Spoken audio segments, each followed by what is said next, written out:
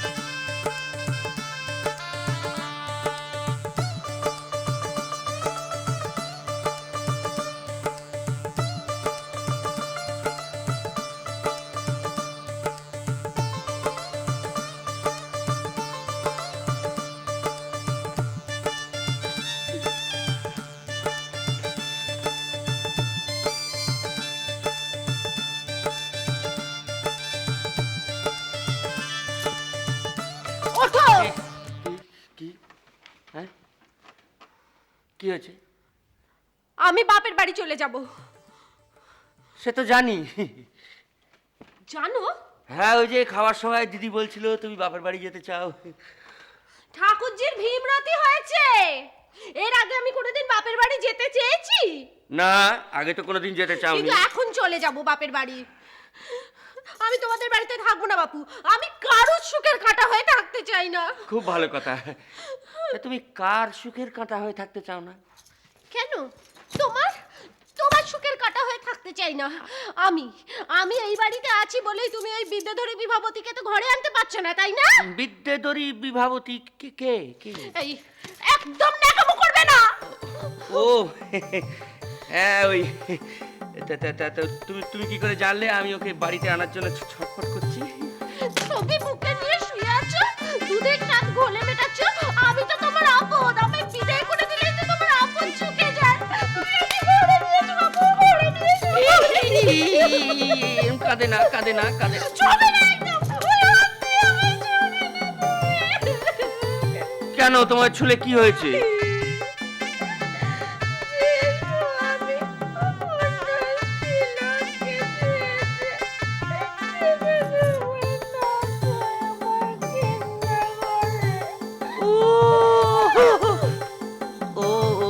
স্পর্শদোষ। তুমি তো আমার আগে বিয়ে করার জন্য পিড়াপিড়ি করছিলে, আমি একটা বিয়ে করলাম, অমনি আমার দোষ হয়ে গেল। বিয়ে করতে বলেছিলাম বাবু, ফটো বুকে নিয়ে তো আর তোমায় ঘুমোতে বলিনি।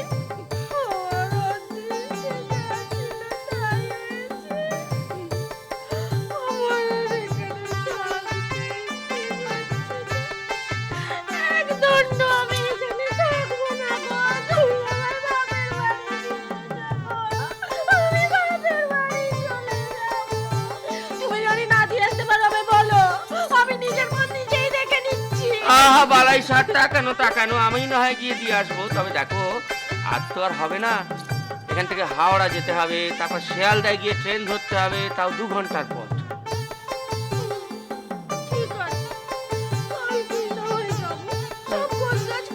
হ্যাঁ, সেই ভালো, সেই ভালো, গোছগাছ করে নাও। শোনো, আর কোনো ভয় নেই। আমরা এক কামরায় যাব, কিন্তু তফাতে তফাতে বসবো, তাহলে তো আর স্পর্শ দোষ ঘটবে না, না গো? মুনি বলিলেন, শুনো পঞ্চ সহোদর, ধ্রুপদ নৃপতি করে কন্যা স্বয়ম্বর। পৃথিবীতে বসে যত রাজরাজেশ্বর, স্বয়ম্বরে এলো সবে পাঞ্চাশ। কি হলো ঠাকুরজি? কি? ছোট যে কাল বাপের বাড়ি যায়। তাই? হ্যাঁ, কখন? কাল সকালে। ঠাকুরপোকে তাহলে বলেছে কথাটা? এই সময় সাবধানে চলতে ফিরতে হয়, এতখানি পথ, তাই বড় ভয় হয়। ভেবো না ঠাকুরজি, সামনে শুনলে ঠিক নিয়ে যাবে ঠাকুর। আমরা যখন কলকাতায় গেছি, দেখোনি খুব সাবধানী। তোরা তো গেছিস, আমি তো গেছি মাত্র এই 2-1 বার। যা, এখন ভালো ভালো ছোট ফিরে এলেই ভালো, ভরা কোল নিয়ে। ঠাকুর ঠাকুর ঠাকুর ঠাকুর ঠাকুর ঠাকুর। হ্যাঁ ভাই, এই চাদরটা একটু পাল্টে দিতে বলো, বুঝলে? আজ সকালেই পাল্টানো হয়েছে স্যার। আজ সকালেই হয়েছে? খুব ভালো। এই নাও।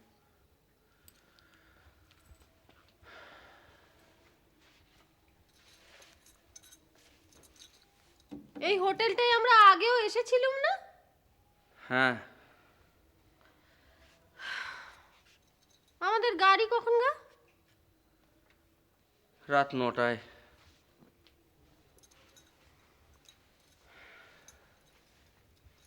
তা তুমি একবার সেখানে যাবে না? কোথায়? তোমার ওই বিদ্যেধরী বিভাবতীর কাছে। তুমি যাবে? হ্যাঁ, চলো না। সে তো দিদি বলতে অজ্ঞান। যখন কলকাতা থেকে সাতগাঁয় ফিরে যায় তখন তখন কত কাঁদলো। আমাকে বললো, তুমি আমায় নিয়ে যাবে না, এখানেই রেখে যাচ্ছ। একবারও কি দিদির দেখা পাবো না? একটিবার তাকে তাকে কোনোভাবে সেবা শুশ্রূষা করতে পারবো না? চলো না গো, সে তোমায় খুব ভক্তি করে, গেলে ভালো লাগবে। আমার গলায় কি একটা দড়িয়ার কলসিও জুটবে না?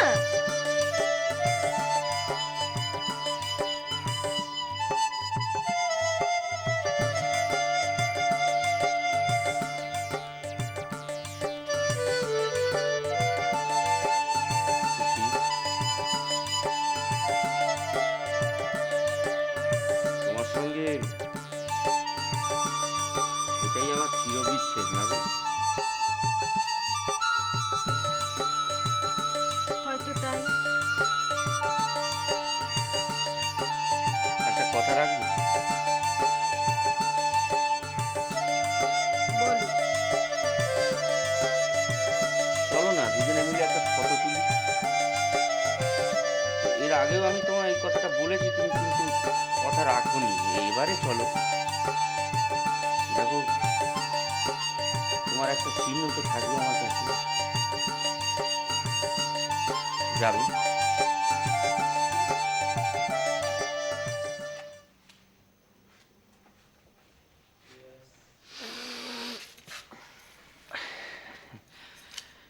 তুমি এখানটা একটু বসো, আমি একটু বাইরে থেকে একটা পান খেয়ে আসি। ও মা, আমি কি এখানে একা থাকবো নাকি? তাতে কি হয়েছে? ও, উনি আমার বন্ধু লোক। তুমি বসো, আমি যাবো আর আসবো।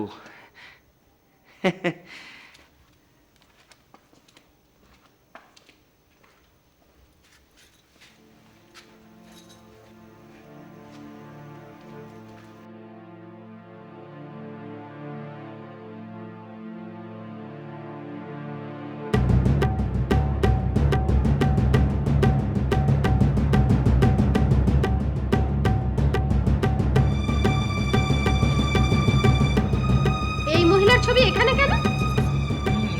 ওটা তো আমারই তোলা বৌঠান। ও,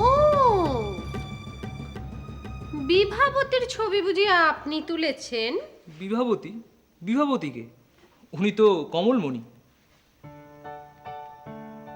কমলমণি? কেন, কমলমণির অভিনয় দেখেননি আপনি? দারুণ অভিনয় করেন। বৃষবৃক্ষ নাটকে কুন্দনন্দিনীর চরিত্র করেন।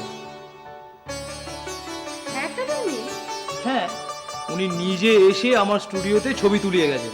এই তো পুলিনবাবু সেবার এসে একটা কপি নিয়ে গেলেন। কিন্তু উনি যে বললেন আপনি কমলমণির ভীষণ ভক্ত, একখানা কপি চাই।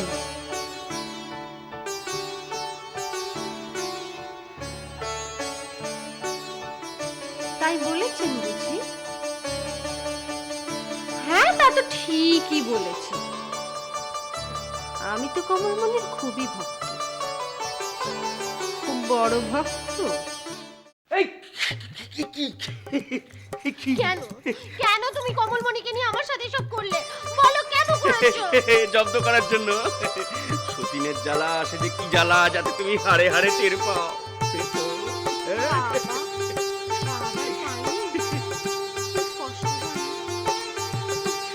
তা তোমার মাথায় এসব বুদ্ধি এলো কি করে? আমার মাথায় কোথায়, তো ঘোষদার বুদ্ধি ধার নিয়েছিল। এ মা, ছি, ছি, ছি, ছি, ছি, ছি। ওই মানুষটাকেও তুমি এর মধ্যে জড়িয়েছো? বাপ, গিয়ে পুজো দিয়ে দাও। সত্যি আরেকটা বিয়ে করবি তো? আমার ঘরে তো একটাই মাথা সুশি।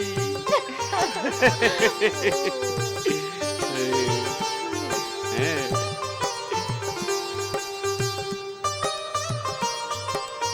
সত্যি? আড়াই মাস। জয় গুরু।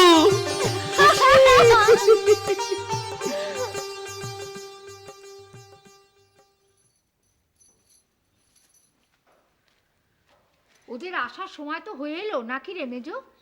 তুমি এত ব্যস্ত হচ্ছ কেন ঠাকুরজি? গোমস্তামশাই কি বললো রে? বললো যে ছোটকে ঠিক মতন বাপের বাড়ি পৌঁছে দিয়ে এসছে ঠাকুরপো। আরও একটা কথা বললো, সুখবর আছে, পরে এসে বলবে।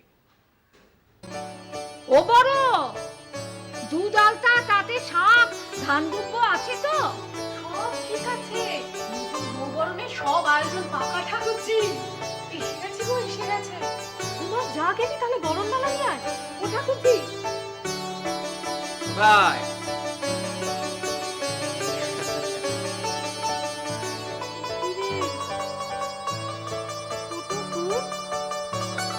কি রে পুলিন, তুই নতুন বউ কই? কেন, এই তো তোমার বুঝি পছন্দ হচ্ছে না?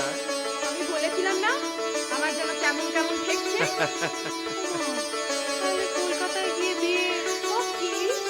আর ওই নাপতেনিটা সেও পক্ষে? হ্যাঁ গো দিদি, সব তোমারই দেও আর ওই বড় ঠাকুরের কাজ। কেন রে পুলিন? কি করবো, সুশীলাই তো বারবার জোর করছিল আরেকটা বিয়ে করো, আরেকটা বিয়ে করো, তাই।